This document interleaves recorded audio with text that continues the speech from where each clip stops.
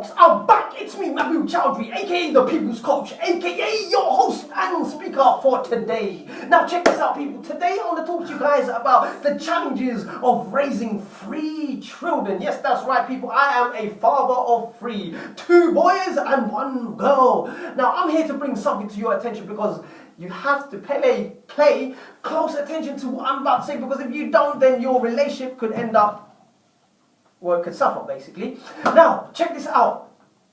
I'm going to talk to you guys about, well, I want to share a couple of things with you. Something that I get up to between me and my spouse and my family on a day-to-day basis. Some of the things that we do, such as nappy changing, feeding the kids, clothing them, taking them out for a park, to the park, to school.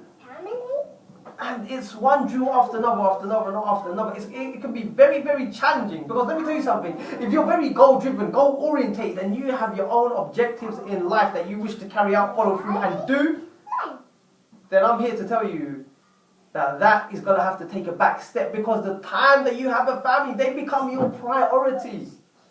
When you're single, you can do so many things. You can be focused, you can be driven, you can have that tunnel vision focus and not allow anyone to distract you. But the time you have a family, you have to put things on hold for a little bit and focus on what's really, really important. Because if you have a family, it makes sense to focus on them. It makes sense to give your sacrifice through time and effort and dedication to them. Because if you don't, then the family will suffer. You will suffer in terms of having stress. You are the one who has to bear the stresses, bear the burdens of the responsibility. I'll tell you what, it is a big, big responsibility having a family. The more you have, the more responsible and accountable that you are, as long as you step up. Now check this out. Now this ranges from feeding, nappy changing, taking them out and about, clothing them, putting them to sleep. And then you got to deal with your things, and then also at the same time you have to deal with one another. And not forgetting playtime with your kids. Every person in the family demands attention. When you're trying to do something, there's always going to be one particular kid, not just one, sorry, many of them demanding your attention. Then you need attention from your spouse, from one another. And it can be an energy drainer, because at the end of the day, it can beat the hell out of you, and you'll be left tired, you'll be left run down in some days. And also, you'll be having sleepless nights, depending. Sorry, before I go on, I'm talking here, I'm coming from a place where I have 3 children who are under 3. Now, this is the sort of thing I'm talking about, because they demand a lot of attention.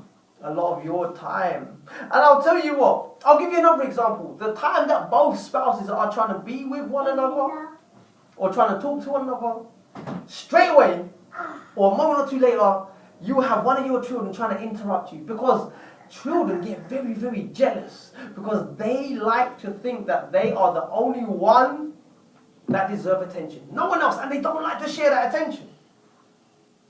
The time that you're trying to get intimate or close with your partner, then you will get interrupted. Your child, in fact, will try to break you and separate you apart, because they want that parent all to themselves. They don't want to share.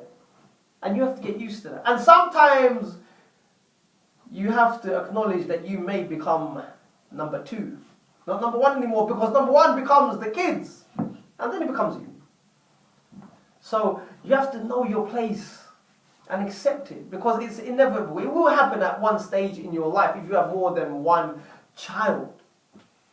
Now there's so many issues and so many things that change up the whole dynamics of the family. But I'll tell you what, the family can collapse if both spouses don't lighten the load for one another. If you guys don't work together, then your whole family's going to collapse, which is obvious. It may be such an obvious thing, but how many of us out there actually step the pace up and take responsibility and accountability? Because what tends to happen in our culture, we tend to put most of the burden either on the mother, and the fathers don't always step up. There's only a few fathers that actually take a lot of the burden on themselves to lighten the burden for their spouse. What is vital so your relationship thrives is working together. You must work together, because if you don't, then you will break. Your spouse will take a lot of her stresses out on you, and so will the kids. And it'll be all manic, it'll be all chaos, and that'll be the end of your relationship. Not just straight away, I'm not saying straight away, but through time. You don't want that to happen. But what I'm saying is a lot of hard work. Raising a family is hard work. It's like the general has to raise an army very, very well. He has to discipline them. He has to give them that attention. He has to put them straight. But I'll tell you what. The difference between an army and your family is the interaction. The army is more of a transactional thing, whilst the family is transactional, and it's interactional, educational, transitional, and transformative. You're changing, you're progressing, you're interacting. The key thing here is communication. The key thing here is interaction. You have to do those two things in order for your family to thrive. That's the thing I'm trying to bring to your attention, people. You have to step up. It's challenging. If you want to get with someone, you need to decide when you have children, are you going to step up? Because if you don't, then your spouse and your children will end up hating you. As you see so many cases and examples in society already. You see relationships crumbling left, right and centre. You have to prioritize, you have to work things out, you have to organize your time. So you have, for example, time for your family, your children, time for your spouse, your dearest one, time for yourself, and time for your extended family, and time for your friends, your social life. You see them 5 things, 5 areas that you need to work on. And it can be so challenging, because either 1 out of the 5 would give, or even 2 out of the 5 would give, or even 3 out of 5, 4 out of 5, I don't know, depending on each and every one of us, how well do we work on these areas of our life. So be mindful about these things. You can be drained and strained if you don't help one another out. And that's what it's about, people. Lightening the load, lightening that burden. And you can transfer this skill. It's a transferable skill in some different areas and aspects of your life. You can apply this as well in your work. How do you delegate? In life, how do you delegate things? How do you contribute? How do you lighten the burden for one another? Because imagine this, we tend to have a lot of stress because our burdens have not been lightened by someone, by one another, by each other, or it might be even us. Have we lightened the burden for someone else out there? Or is a particular individual trying to bring all the burden upon us? That is a big factor of stress, is lightening the burden. The less we lighten the burden for one another, the more stressed we're going to be. People, I hope that's been insightful.